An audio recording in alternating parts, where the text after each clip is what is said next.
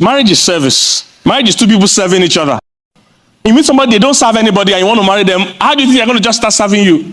Have no work experience, no job experience. Marriage was very easy for me. One of the reasons why it was easy for me was that I've been serving people before I met my wife. I was serving thousands of people that didn't even care sometimes. Having one person, small do. My wife also was serving in her church, in children's church then. I could never have even liked somebody that wasn't into service. Never have liked it. Because marriage is two people serving each other. I even see men today that they can't serve at home.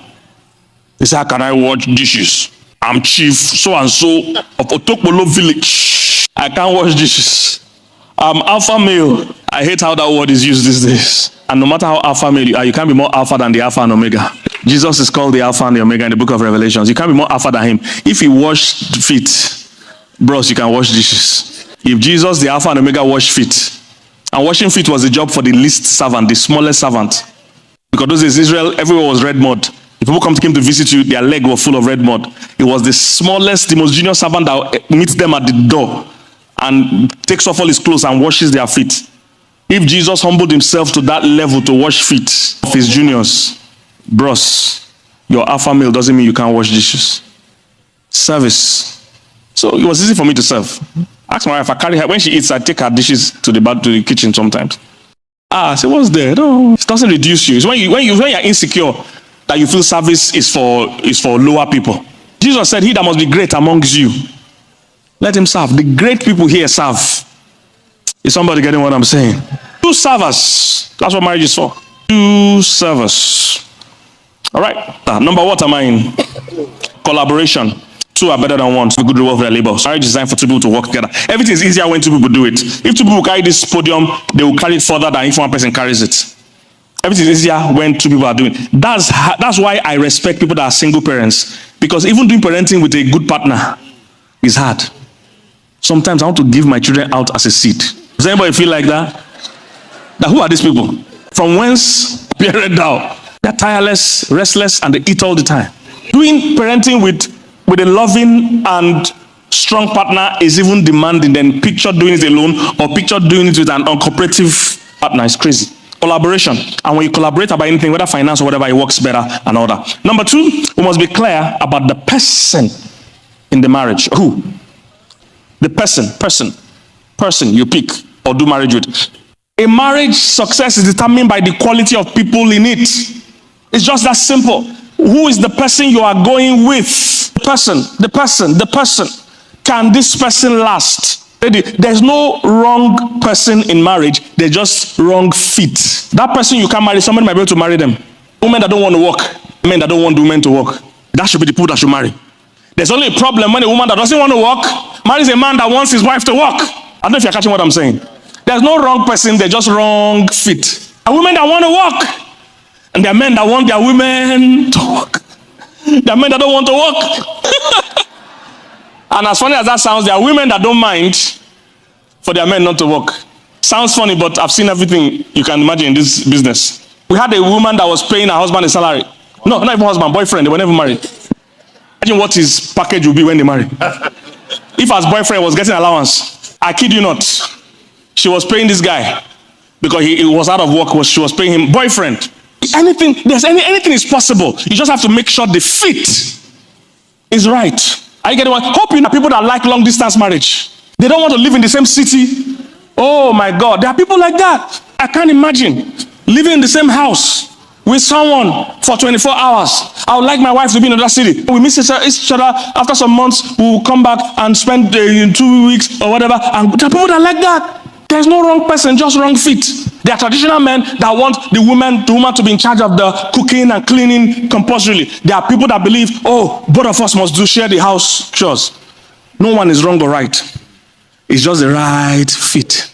You can't marry anybody and now get any result you require. No, from the time you marry a person, it determines the results you get. That's the problem that happens. People want to marry anybody and still choose any desire. No.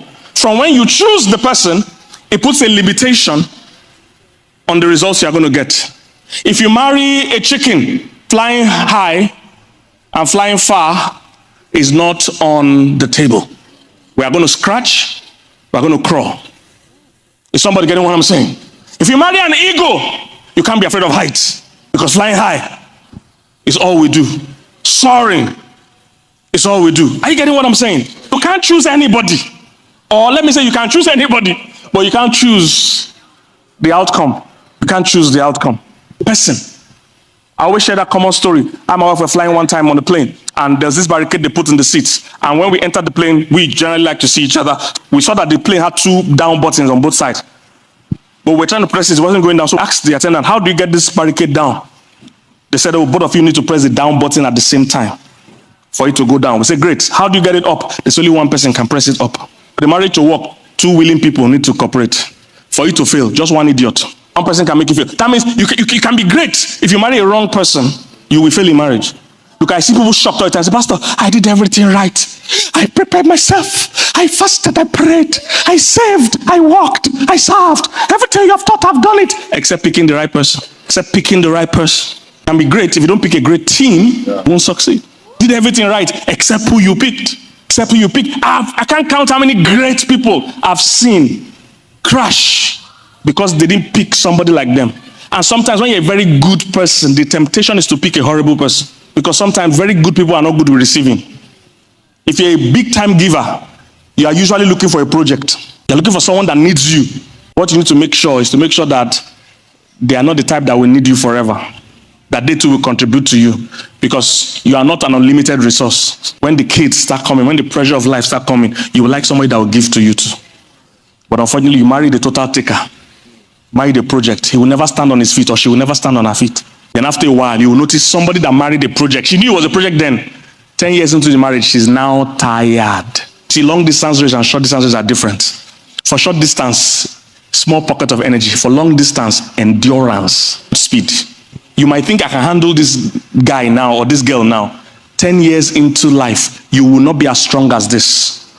That's why I tell people to marry early and have kids early. The older you are. When they say the wife of your youth, when the Bible says wife of your youth, they know what they mean. I wish I could get everybody to marry as early as possible. I wish I could. When you're doing that, you don't know what you're talking about. Even for men and women, the best time for your body to bear kids is in your 20s. Mary, the mother of Jesus, got pregnant at 13, 14. That means Jesus Christ, Virgin Mary we're talking about, is 13, 14. When the Bible says we should envisage you'll be 40 and single, that's not the... Yes, people don't know that. When they say no premarital sex, they were talking to teenagers. People 13, 14 planning to get married in 16 or whatever. Not 36. That was not the intention. It's wife of your youth. Your body is best give birth 20-something. You as a man, raising kids too, best at a certain age. There are certain age you should not be struggling with paying fees or training. Raising kids, physically and mentally and emotionally demanding. You can't do it effectively at an old age. Those of you that you had your parents had many kids, you saw how they raised your firstborn. You don't know how they raised the lastborn. By the firstborn, you will be first girls. I pity first daughters. You will learn everything. At the senior housemaid of the house, you will sweep, you wash car, you do everything. You don't know you are first daughter. By second child, you walk out. By third child, by last one, if you like, you have sense. It's your business. If you don't want to be useful, it's your. If you don't want to be useful, it's your concern. Because the energy drops. Nobody tells you that. The energy drops after a while. You just don't have time. Homework. I'm literally managing to get home. Somebody wants to do homework. Look, just tell your teacher, he better teach you. Because I have pressure at the office. I have mortgage. I have things I'm thinking about. So the energy is lower. Marry on time, guys.